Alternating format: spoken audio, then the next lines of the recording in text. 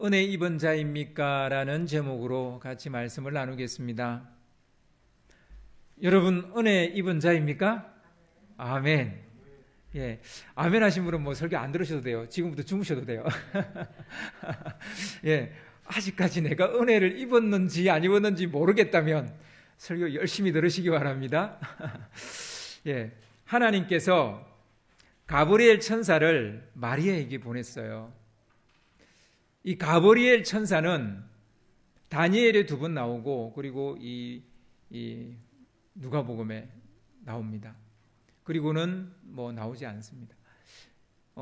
미가엘과 그리고 가브리엘 천사 이름이 이 두 이름 외에는 등장하지 않습니다. 그냥 천사예요. 뭐 혹은 스랍이라고 그렇게 말하고. 근데 이름이 이렇게 등장한 것은 그만큼 이 천사가 중요한 천사다라는 것을 알 수 있죠. 아무튼 이 가브리엘이 마리아에게 왔습니다. 전할 말이 있었기 때문입니다. 가브리엘은 하나님의 메신저 천사 같은 그런 존재입니다. 가브리엘은 하나님의 메시지를 가지고 마리아가 살고 있는 이 갈릴리 나사렛에 이르렀던 거죠. 가브리엘이 불쑥 마리아 앞에 나타났을 때 그 상황을 여러분 한번 상상을 해보시기 바랍니다. 한 번도 천사를 본 적이 없어요. 근데 천사가 탁 앞에 나타났어요. 그 말씀 앞뒤 상황을 보면 마리아는 집 밖에 있었던 게 아니라 집 안에 있었던 것 같아요. 근데 문도 열리지 않고 갑자기 천사가 나타났다고 생각해 보세요. 굉장히 놀라겠죠. 이 가브리엘이 나타나서 인사를 건네는데 은혜를 입은 사람아 평안할지어다 혹은 기뻐하여라 뭐 이렇게 번역되어 있기도 합니다. 주께서 너와 함께 하신다 이렇게 인사말을 하는 거예요. 마리아는 불쑥 나타난 가브리엘을 보고 놀라기도 했겠지만 이런 인사가 더 놀랍기도 더 놀래기도 했던 것 같아요. 사가랴는 성소에서 가브리엘을 보게 됐는데 깜짝 놀랐다고 기록하고 있습니다. 근데 사실 성소는 하나님을 만나는 장소거든요.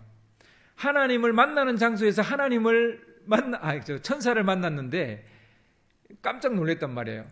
근데 성소도 아닌 그냥 자기 집에서 천사를 만났으니 얼마나 놀랬겠어요. 그러니까 전혀 예상치 못했던 성소야 뭐 하나님을 만나든 천사를 만나든 그래도 그런 어떤 신적인 존재를 만나는 곳이니까 그래도 조금 마음의 준비라도 하고 있는 곳일 수 있겠지만 자기 집은 그런 곳이 아니죠. 얼마나 마리아가 놀랬겠습니까? 근데 마리아가 놀란 것은 그 천사를 보았기 때문이기도 하지만 그것만은 아니에요. 천사 가브리엘이 전한 메시지에 더욱더 어리둥절해졌습니다. 밑도 끝도 없이 자기에게 은혜를 입은 자여, 은혜를 받은 자여 라고 그렇게 말하는 거예요. 마리아 입장에서 보면 이 은혜가 어떤 은혜인지는 모르겠는데 아무튼 이 은혜를 입은 사람아라고 불렀을 때 뭔가 모르게 왠지 좀 부담스럽고 꺼림칙하다라는 거예요. 무슨 말 하시려고 나에게 은혜를 입은 자여라고 말하는지 약간 뭐랄까 부담스럽죠. 천사의 이런 인사가 반갑다기보다는 좀 겁이 나지 않았을까 이런 생각을 해보게 됩니다. 여러분이 마리아라면 어떻겠어요? 천사가 나타나서 은혜를 입은 자여 그러면 마냥 좋겠어요? 아니면 이분이 무슨 말 하려고 나한테 지금 이러는 거지? 뭐 이런 생각이 들겠어요. 은혜 입은 자여 그냥 이 말에 마냥 뭐 즐거우실 분도 있으실 거예요. 그죠? 근데 저 같으면 무슨 말 하시려고 이렇게 밑밥을 깔지? 뭐 이런 느낌이 있을 것 같아요. 그냥 조용히 응답만 해주시든지 아니면 말하시고 가면 되는데 이렇게 뭔가 좀 부담스럽게 은혜를 입은 사람, 은혜를 입은 자요 이렇게 말하니까 조금 어리둥절했다라는 것입니다. 가브리엘이 마리아를 은혜 입은 자여라고 부르고 나서 곧장 평안할지어다, 표준 세번역에는 기뻐할지어다 이렇게 되어 있습니다. 평안이나 기쁨이나 좀 다른 말인데 번역이 좀 다르게 되어져 있어요. 그러나 평안이든 기쁨이든 마찬가지예요. 진짜 어이없죠. 어이없는 건 마찬가지죠. 지금 누구 때문에 평안을 잃었겠어요? 지금 누구 때문에 기쁨을 잃었겠어요? 마리아가. 가브리엘 때문이죠. 갑자기 뻥 하고 나타났으니까. 그 전까지는 그냥 너무 평안했어요. 너무 기분이 좋았어요. 그런데 갑자기 나타나니까 마리아는 가브리엘이 나타난 그것 말고는 평안했어요. 지금 마리아의 평안을 깨뜨린 것은 다름 아닌 가브리엘입니다. 평안을 앗아가 놓고선 평안할지어다 이렇게 말하니까 이게 좀 얄밉죠. 어떻게 보면. 아무튼 가브리엘은 이어서 마리아에게 주께서 너와 함께 하신다라는 인사말을 덧붙입니다. 사실 마리아는 무슨 꿈을 꾼 적도 없고 무슨 비전을 품은 적도 없었습니다. 성경에 그런 기록이 전혀 없어요. 그리고 하나님을 위해 살겠다라고 서원을 한 적도 없고 무슨 결심이나 결단을 한 적도 없어요. 심지어 무엇을 달라고 기도한 적도 없어요. 그런 기록이 없습니다. 그런데 하나님이 자기와 함께 하신다고 하시니까 이게 뭔가 좀 부담스럽죠. 어떻게 보면 좀 스토커 같지 않나 이런 생각이 들어요. 사가랴와 엘리사벳은 아들을 달라고 기도를 한 적이 있었기 때문에 천사가 나타나서 너의 기도를 하나님이 들으셨다. 그래서 내가 아들을 낳을 것이다. 이렇게 말하는 것은 하등 이상할 게 없습니다. 기도했으니까요. 그죠? 기도를 했잖아요. 그런데 마리아는 이런 기도를 한 적이 없어요. 그러니 사가랴가 놀랐는데 마리아는 얼마나 놀랐겠어요. 자기는 기도했는데 그 기도 응답을 받아서 놀랐어요. 그런데 마리아는 기도도 하지 않았는데 하나님이 너와 함께 하신다 하니까 얼마나 놀랐겠어요. 어떤 면에서는 이런 인사가 부담스럽고 도리어 자기를 괴롭히는 듯한 느낌을 받는 거죠. 꺼림직하고 난감하기 이를 데가 없습니다. 내가 뭐라고 말해야 되지? 이 상황에서. 그래, 잘 오셨습니다. 그래야 될지, 무슨 말 하시려고요? 라고 말해야 될지, 난감한 거죠. 아무튼 마리아의 마음속에 덜컥 겁이 났던 것은 사실인 것 같습니다. 그 다음 가브리엘이 두려워하지 마라, 무서워하지 마라라고 말한 걸 보면 마리아는 아무리 생각해봐도 가브리엘의 방문과 그 인사말의 진위를 알 수가 없습니다. 무슨 말 하려고? 왜 찾아온 것이지? 생각은 혼란스럽고 마음은 불안했습니다. 가브리엘은 마리아의 불안을 차분히 가라앉히려고 이어서 이런 말을 합니다. 무서워하지 말라. 그렇게 말해놓고선 다시 한 번 더 너는 하나님께 은혜를 입은 자다라고 또 말합니다. 근데 지금 하나님께 은혜를 입었다는 이 말이 막 썩 그렇게 지금 반갑지가 않은데 한 번 더 하니까 꼭 스토커 같죠. 도대체 마리아가 받게 될 은혜가 무엇이기에 이렇게 집요하게 천사가 달려드는 것일까요? 드디어 가브리엘은 자기가 들고 온 메시지의 보따리를 풀어놓습니다. 너가 잉태하여 아들을 낳으리니 그 이름을 예수라 하라. 이 말을 듣는 순간 마리아는 얼어붙었을 겁니다. 정말 얼어붙었을 거예요. 그야말로 마른 하늘의 날벼락이 아닙니까? 청천벽력이 아닙니까? 아직 남자를 모르는데 무슨 수로 아이를 낳는단 말입니까? 말도 안 돼! 라는 말이 아마 목구멍까지 차올랐을 겁니다. 게다가 약혼자가 요셉이죠. 요셉이 이 사실을 알게 되면 어떻게 되겠습니까? 상상조차 할 수 없는 일이었습니다. 아찔하다 못해 눈앞이 캄캄했을 거예요. 그런데 더 황당하고 기가 막힌 말을 말은 아직 나오지도 않았어요. 가브리엘이 아직도 더 할 말이 있어요. 가브리엘은 내친 김에 한꺼번에 전해야 될 메시지를 다 풀어놓습니다. 내가 낳을 아이는 큰 자가 되겠고, 여기까지는 그럴 수 있다고 해봅시다. 하나님의 아들이라 일컬어질 것이다. 이렇게 말을 하는 거예요. 이 무슨 뚱땅지 같은 소리예요. 이 무슨 황당무계하고 터무니없는 말입니까? 사람이 어찌 하나님의 아들을 낳을 수 있겠습니까? 있을 수 없는 일이에요. 사람이 어떻게 하나님의 아들을 낳을 수 있어요? 그래서 신화에나 넣을 만한 얘기죠. 당시 유대인의 상식으로는 생각할 수도 없고 생각해보지도 않는 일이에요. 이거는 신성모독입니다. 마리아는 머리를 흔들었을 것입니다. 이게 꿈일 거야. 지금 내가 뭘 본 거지? 내가 뭘 들은 거지? 아니야, 난 아무것도 듣지 않았어. 아마 그랬을 거예요. 정말 귀를 막 닫고 고개를 찔레찔레 흔들었을 것 같아요.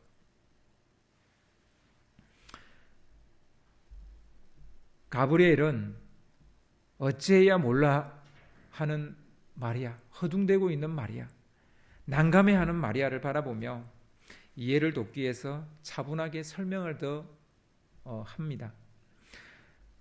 성령이 내게 임하시고 지극히 높으신 이의 능력이 너를 덮으시리니 이러므로 나실 바 거룩한 이는 하나님의 아들이라 일컬어지리라.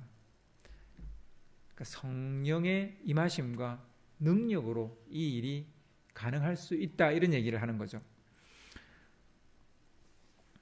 보라, 내 친족 엘리사벳도 늙어서 아들을 배었느니라. 본래 임신하지 못한다고 알려진 이가 이미 6달이 되었나니 대저 하나님의 모든 말씀은 능하지 못하심이 없느니라. 이 말을 덧붙입니다.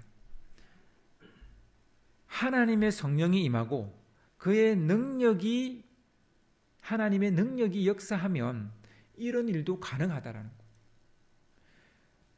거. 하나님이 이런 일을 못하실 것이다, 이런 일을 못하실 것이다, 마리아도 그런 생각을 하지는 않았던 것 같아요. 그분이 전능하신 분이라는 것은 마리아도 알고 있었던 것 같아요. 하지만 사람이 어찌 하나님의 아들을 낳을 수 있겠습니까? 가브리엘은 마리아의 이해를 돕고 믿음을 불어넣어 주기 위해서 친족 엘리사벳의 이야기를 더 붙여줍니다. 마리아가 이 이야기를 듣고 가브리엘의 이 메시지를 듣고 곧장 엘리사벳에게로 달려간 걸 보면 엘리사벳에게 일어난 이 일이 마리아에게는 큰 위로와 용기와 확신을 주었던 것 같아요. 아무튼 마리아가 엘리사벳을 보고 믿은 건 아니에요. 가브리엘의 이 설명을 듣고 받아들이기로 했어요. 하지만 그가 엘리사벳에게 바로 달려간 걸 보면 확인하고 싶었던 마음은 여전히 있었던 것 같습니다. 결국 마리아는 가브리엘이 전한 메시지를 받아들입니다. 하나님의 메시지로 받아들입니다. 하나님의 말씀으로 받아들입니다. 이 말은 하나님의 뜻이 자기에게 이루어질 것을 허락했다라는 그런 의미입니다. 허락했다는 의미. 하나님은 당신의 뜻을 사람을 통해 이루어 가시기를 좋아하시는데요. 그런데 그 방법은 강압적이지가 않고 인격적이라는 것을 알 수 있습니다. 마리아가 허락할 때까지 계속 그것을 설명을 하죠, 천사가. 그래서 마리아가 알겠습니다라고 할 때까지 아무튼 인격적인 방법으로 하신다는 것을 우리가 알 수 있습니다. 비록 부담되고 완전히 이해되지는 못했다 해도 믿음으로 받아들이는 사람을 통해서 하나님은 일하신다는 것을 알 수 있습니다. 이것이 하나님의 일하는 방식입니다. 우리는 여기서 어째서 마리아가 은혜 입은 자인지를 살펴보려고 합니다. 제가 지금 마리아가 수태고지를 받는 얘기를 쭉 이야기로 했고요. 이제 이 이야기 속에서 어째서 마리아가 은혜 입은 자인가 라는 것을 여러분과 살펴보려고 한다는 것입니다.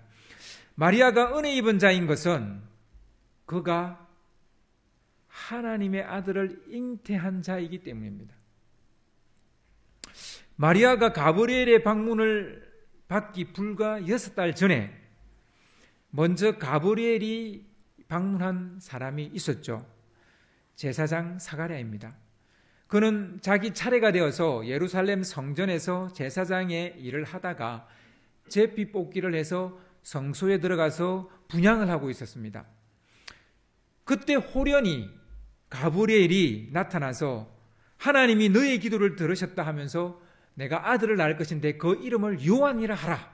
이렇게 메시지, 이런 좋은 소식을 전해줬어요. 사실 사가랴에게 이것은 좋은 소식입니다. 너무너무 좋은 소식. 평생 기다렸던 아이였습니다. 그러나 흥미로운 것은 사가랴에게는 은혜를 입은 자다라는 말을 하지 않았다는 사실이에요. 기도 응답을 받은 것이지 그것을 두고 은혜를 입었다라고 말하지 않았다라는 것을 알 수 있습니다. 우리는 은혜라는 말을 너무 남발할 때가 많죠. 가브리엘은 은혜를 받은 자라는 말을 남발하지 않는다는 것을 또한 우리가 여기서 알 수 있습니다. 사가랴와 엘리사벳에게는 은혜를 입은 자란 말을 하지 않습니다. 그런데 마리아에게만 은혜를 입은 자여라고 말했다는 거죠. 마리아가 은혜를 입은 자로 여김을 받은 것은 그럼 무엇 때문이에요? 사가랴와 엘리사벳도 지금 가브리엘에 의해서 아이를 낳을 것이다 라는 수태고지를 들었고 마리아도 수태고지를 들었는데 왜 마리아에게는 은혜를 입은 자라고 말하고 사가랴와 엘리사벳에게는 그 말을 하지 않는 것일까? 왜냐하면 마리아가 은혜를 입은 자인 것은 하나님의 아들 예수를 잉태했기 때문이에요. 그렇습니다. 하나님의 아들 예수 그리스도를 믿음으로 잉태한 사람만이 은혜를 입은 자입니다. 우리가 우리 안에 믿음으로 예수 그리스도를 잉태하여 그로 하여금 우리 안에 살게 한다면 우리도 은혜 받은 자입니다. 우리 안에 하나님의 아들이 있으면 우리는 은혜 받은 자이고 우리 안에 하나님의 아들이 없으면 은혜 받은 자가 아닌 것이죠. 아무리 사가랴가 아들을 100명을 낳아도 그 안에 그리스도가 없으면 은혜 받은 자가 아니라는 말입니다. 은혜 받았다는 말은 우리 안에 그리스도가 있어야 된다는 얘기예요. 두 사람 다 사가랴와 엘리사벳 이 두 사람 다 아론의 자손이에요. 그리고 두 사람 다 하나님 앞에서 원인이었다라고 성경은 말합니다. 주의 모든 계명과 규례를 흠없이 행하였다 이렇게 기록하고 있습니다. 게다가 사가랴 부부는 자식이 없어서 아들을 낳게 해달라고 기도했던 기도의 사람이기도 했습니다. 그러나 마리아는 아무것도 한 게 없어요. 그런데 그는 은혜를 입은 자라고 말하고 있습니다. 그건 무슨 기도를 한 것도 아니고 마리아가 원인이었다는 말도 없고 마리아가 무슨 규례와 율례를 다 지켰다는 말도 없어요. 그리고 기도했다는 말도 없어요. 무슨 그럴 만한 자격이나 자질이 마리아에게 있지 않았어요. 그런데 마리아는 하나님에 의해서 그 안에 하나님의 아들을 잉태하게 된 거예요. 그래서 은혜를 입은 자입니다. 만약에 여기에 마리아의 공로가 들어갔다면 은혜 입은 자가 아닐 수 있습니다.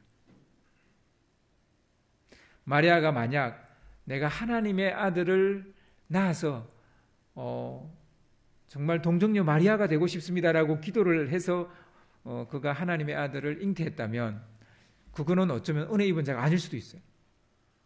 마리아는 아무것도 바라지도 않았고 원하지도 않았고 기도도 하지 않았어요. 그런데 오직 하나님께서 마리아를 택했고 그를 자기 아들을 잉태하는 어머니로 선택을 한 거죠. 그렇습니다. 마리아는 외인도 아니었고 그런 말을 들은 적도 없고 흠이 없이 살았다는 말도 없습니다. 게다가 아들 낳게 해달라고 기도해 본 적도 없어요. 특이점이라고는 다윗의 자손인 요셉과 약혼한 사이다라는 게 이게 다예요. 뭐 하나 내세울 만한 게 없습니다. 은혜는 이런 거예요. 우리 공로가 들어가면 그것은 은혜가 아닌 것이죠. 하나님의 아들을 잉태할 것이라는 말이 과연 마리아에게 좋은 소식이었겠습니까? 마리아가 예수를 잉태하는 이야기 속에는 좋은 소식이란 말이 나오지 않습니다. 사가랴와 엘리사벳이 요한을 낳는다는 이 이야기 속에는 좋은 소식이란 말이 있어요. 그런데 마리아가 예수님을 잉태했다는 이 이야기 속에는 좋은 소식이란 말이 나오지 않습니다. 마리아 입장에서 이건 좋은 소식이 아니에요. 정말 청천벽력 같은 소식이에요.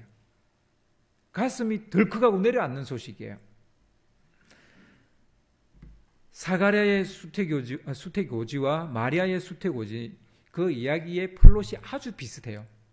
뭐 가브리엘이 와서 전했다라는 것, 그리고 뭐 아이를 낳게 될 것이라는 것, 그리고 아이 이름을 주었다라는 것, 뭐 하나님이 일방적으로 하셨다는 것, 뭐 이런 다 정말 이야기의 플롯이 비슷합니다. 하지만 결정적인 차이가 있습니다. 사가랴는 믿지 못하여 요한이 태어날 때까지 말을 하지 못하는 벌을 받았어요. 근데 마리아도 믿지 못한 건 마찬가지예요. 근데 그녀는 벌을 받지 않았어요. 마리아에게 주어진 특権은 또 있습니다. 마리아에게는 은혜를 받은 자라고 불려졌다는 거예요.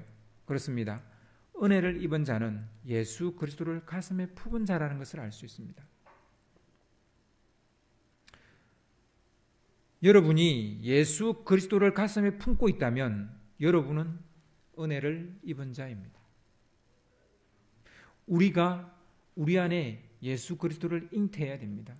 우리 안에 예수 그리스도가 들어오셔야 되고 우리 안에 사셔야 됩니다. 그래야 내가 그리스도인입니다. 마리아만 예수 그리스도를 잉태하는 게 아니에요. 예수 그리스도를 주로 믿는 자는 모두 다 예수 그리스도를 그 안에 잉태하는 거예요. 은혜 입은 자의 또 다른 표징이 하나 더 있는데요. 그것은 하나님의 말씀이 자기에게 이루어지도록 허락하는 사람이에요. 허락하는 사람. 우리는 우리의 뜻이 하나님에게 전달되기를 원하죠. 우리의 뜻이 이루어지도록 하나님이 허락하시기를 원하죠. 내가 하나님이 하실 일을 하시도록 하나님께 내가 허락하는 것, 이것보다는 내가 하고 싶은 일, 내가 이루고자 하는 일을 하나님이 허락해 주기를 우리는 더 원하죠. 그런데 이 내가 원하는 바를 이루고 그것이 이루어지는 것은 은혜 입은 자가 아니에요. 진정으로 은혜 입은 자는 하나님의 뜻이, 하나님의 말씀이 내 안에서 이루어지도록 허락하는 사람, 이 사람이야말로 진정으로 은혜를 입은 자다라는 것을 우리가 오늘 말씀을 통해서 알 수 있습니다. 사가랴와 엘리사벳이 은혜 입은 자가 되지 못한 것은 바로 이것 때문일지도 모르겠습니다. 이들은 자기의 뜻이 이루어지기를 기도했고 하나님이 허락하셔서 그 기도가 이루어졌어요. 정말 좋은 일이고 행복한 일이에요. 그렇지만 그것은 기도 응답이었을런지는 모르지만 은혜 입은 자다라는 말을 듣지는 못했다라는 것을 알 수 있습니다. 진정으로 은혜 입은 자의 표징이 될 수는 없다는 거예요. 여러분, 기도 응답이 은혜 입은 자의 표징이 아니라는 걸 아셔야 돼요. 여러분이 진정으로 은혜를 입은 자의 표징은 하나님의 말씀이 내 안에서 이루어질 것을 허락할 때 내가 진정으로 은혜 입은 자라는 것을 여러분 기억하셔야 됩니다. 그래서 예수 믿지 않는 사람도 뭐 바위에 빌고 나무에 빌었는데 소원이 이루어지는 경우가 있어요. 그럼 은혜 입었습니까? 그걸 우리는 은혜 입었다고 말할 수 없는 거예요. 진정으로 은혜 입은 자는 하나님의 말씀이 자기에게 이루어지도록 하는 사람, 그 사람이 은혜 입은 사람입니다. 우리는 하나님의 은혜를 세상적인 성공과 형통으로 이해할 때가 많습니다. 그러나 은혜를 입은 마리아는 세상 사람들로부터 손가락질을 받을 수도 있게 됐습니다. 무슨 처녀가 아이를 가졌대? 약혼은 깨어지고 파혼하게 될지도 모릅니다. 은혜를 입은 자는 그래서 세상적인 축복 개념으로 이해해서는 안 돼요. 이건 축복이 아니죠. 세상적으로 볼 때 축복이 아니에요. 좀 파혼하게 생겼는데. 그리고 잘못하면 사람들로부터 돌에 맞아 죽을 수도 있어요. 간음했다고.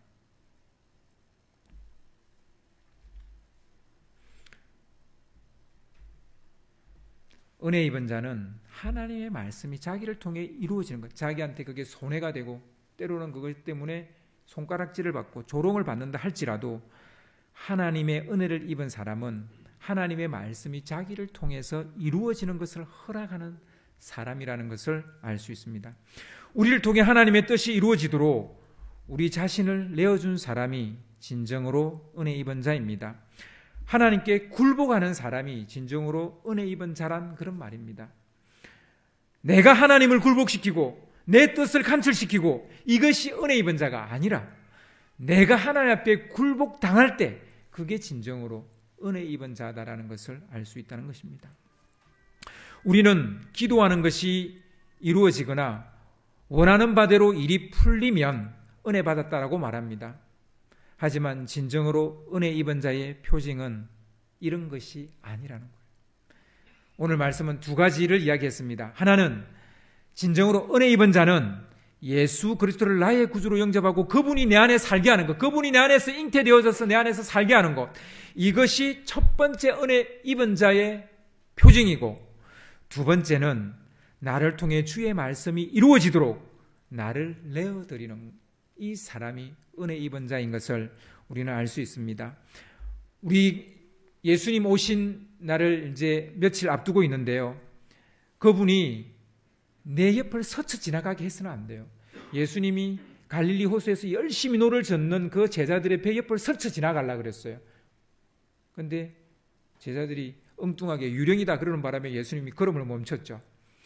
여러분, 예수님이 이 땅에 오셨는데 나를 스쳐 지나가서는 안 됩니다. 그분이 내 안으로 들어오실 수 있도록 영접을 해야 되는 것이죠. 지난주 말씀과 사실은 연결되는 말씀이에요. 내 안으로 그분을 영접해야 내가 은혜 입은 자가 되고, 그리고 그분이 내 안에 들어오셔서 나를 다스림으로 내가 주의 말씀에 순복할 때 내가 은혜 받은 자라는 것을 알 수 있습니다. 여러분은 진정으로 은혜 받으신 분입니까? 설교 처음에 물은 질문인데, 여러분 진정으로 은혜 받은 자입니까?